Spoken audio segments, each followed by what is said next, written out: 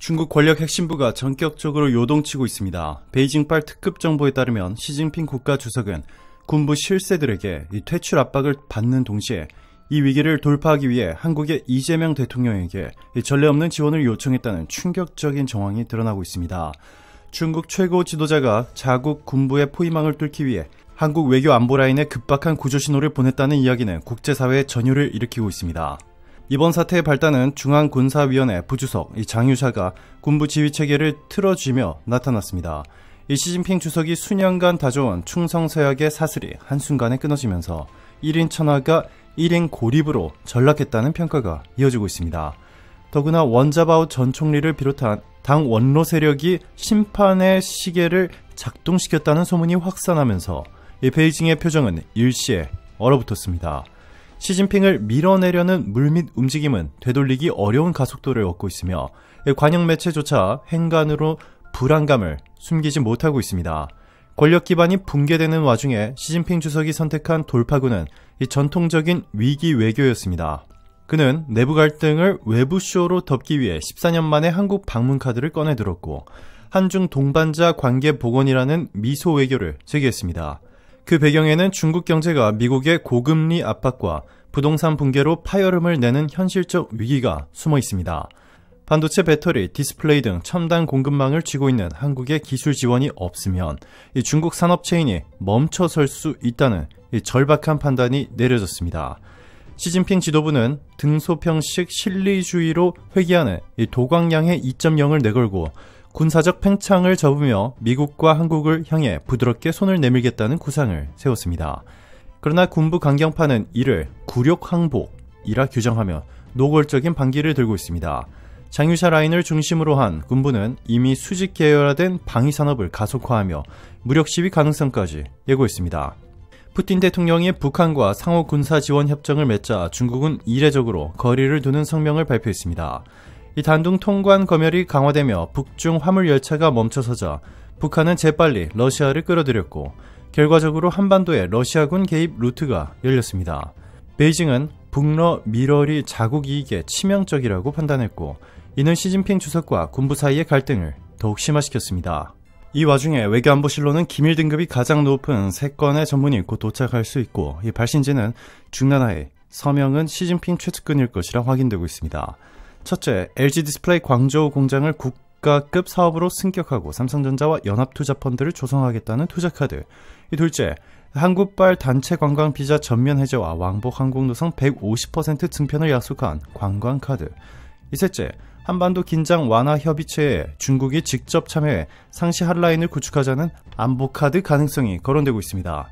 중국이 한국을 경제권 속국으로 편입해 위안화 블록을 만들겠다는 속내가 엿보이지만 이 동시에 시진핑 개인의 정치 생명을 구하기 위한 절체절명의 요청이라는 해석이 뒤따랐습니다. 서울은 중국의 절박함을 정확히 읽어냈습니다. 이재명 대통령은 중국과의 협력은 국익 극대화의 일부라고 밝히면서도 반도체 설비 수출 제한 해제, 문화 콘텐츠 판호 전면 허용, 특허 분쟁 상설 중재기구 설치 등 7가지 조건을 내세웠습니다. 중국 측은 난색을 표했지만 시진핑 주석의 퇴출 시기가 빠르게 돌아가고 있음을 아는 한국은 협상력을 10분 활용했습니다. 동시에 미국과 일본은 시진핑의 한국 구애를 경계했습니다. 미국은 중국이 한국, 일본을 속국화해 달러 패권을 위협할 경우 금융제재를 발동하겠다고도 경고하고 있습니다. 일본 역시 위안화 경제권 시도에 강력히 반발하며 자국 공급망에서 중국을 배제하는 수위를 높였습니다. 시진핑 주석이 의도했던 미소 외교는 오히려 외교적 포위망을 강화시키는 역설적 결과를 낳았습니다.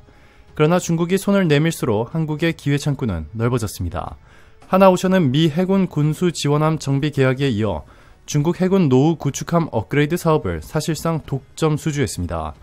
CJ ENN과 하이브는 중국 OTT에 K-콘텐츠 전용관을 개설하며 한류 부활을 예고했습니다. SK하이닉스와 삼성전자는 중국 반도체 장비 교체 수요를 틀어주고 화이트리스트 가격 프리미엄을 확보했습니다. 중국 내부에서는 시진핑 주석의 한국 손잡기가 군부 강경파에게 굴욕 외교라는 공격 발미를 주었다는 비판이 거세지고 있습니다. 미국은 중국의 평화 제스처를 대만 침공을 위한 위장이라고 단언하며 반도체 장비 차단망을 더욱 조이고 있습니다. 세계 각국은 기술 탈취와 부채 함정이라는 기억을 떠올리며 중국과의 거래에 신중해지고 있습니다. 결국 시진핑 주석의 SOS는 너무 늦었고 너무 허약했습니다. 이미 중국 권력 지형이 포스트 시진핑 체제로 급격히 기울고 있습니다. 베이징 군정 내부 소식통들에 따르면 군부 핵심 실세 장유샤 중앙군사위원회 부주석을 정점으로 한 장유샤 류전리 라인과 허웨이둥 전 부주석의 잔류 세력, 그리고 мя오화 전 정치공작부 주임의 직계 장성들을 결집해 이 반시 연합전선을 구축했다는 분석이 나옵니다. 이들은 시진핑 체제가 잇따른 참모 낙마와 대외 고립으로 한계에 봉착했다는 판단 아래 중국의 새로운 출구 전략은 한반도와의 대타협이라는 전략적 공감대를 형성했다는 전언입니다. 핵심은 한국에 대한 이례적 우호 메시지입니다. 장유사 계열은 한국은 수십 년간 중국 제조업을 떠받친 최대 전략 투자국이라 평가하고 시진핑 집권기에 훼손된 신뢰를 회복하기 위해 3가지 선물 패키지를 준비 중인 것으로 알려졌습니다. 첫째, 한국 기업만을 대상으로 하는 첨단 산업 특구를 상하이, 텐진, 광둥 3곳에 동시에 설치해 토지 무상임대, 법인세 0%를 10년간 보장합니다. 둘째, 한국산 장비 수입에 부과된 모든 사전 인허가 절차를 철폐하고 한국산 장비를 화이트리스트로 분류해 즉시 통관을 허용합니다. 셋째, 한류 콘텐츠에 대한 판호, 방영 배급 허가를 전면 개방하고 연내에 한국 K 콘텐츠 전용 위성 채널을 개국해 중국 전역 9억 가구에 송출한다는 내용입니다. 군부 파벌이 이러한 파격안을 내세우는 이유는 명확합니다. 허웨이둥, мя오화 숙청 이후 장유샤 라인은 미국의 반도체 봉쇄와 부동산 침체로 흔들리는 국가 경제를 살릴 해법이 필요합니다.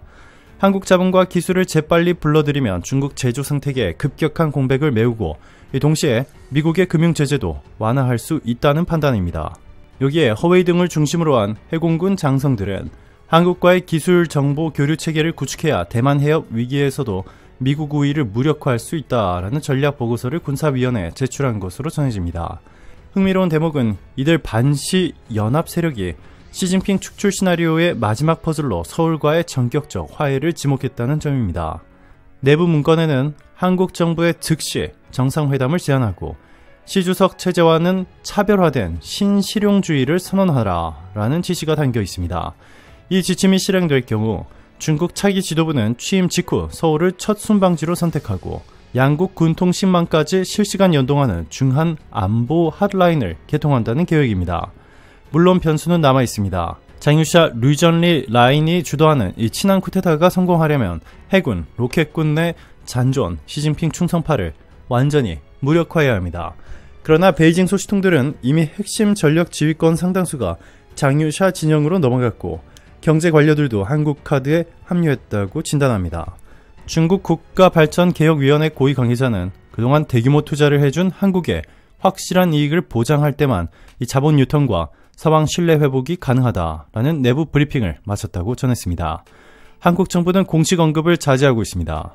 일각에선 친한 군부가 실제 집권할 경우 한중 관계는 1992년 수교 이후 최대 황금기를 맞을 것이라는 전망이 나옵니다.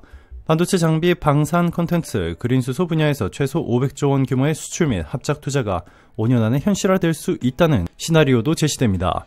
요컨대 시진핑에 맞서는 친한 군부 파벌은 정치 생존과 경제 부흥이라는 두 마리 토끼를 잡기 위해 한국에 거대한 러브콜을 보내고 있습니다. 베이징의 권력 시계가 새 주인을 맞이할 순간 대한민국은 사상 초유의 중국발 경제 외교 잭팟을 눈앞에 두고 있습니다. 오늘도 감사합니다. 최고로 멋진 하루 보내시길 바랄게요.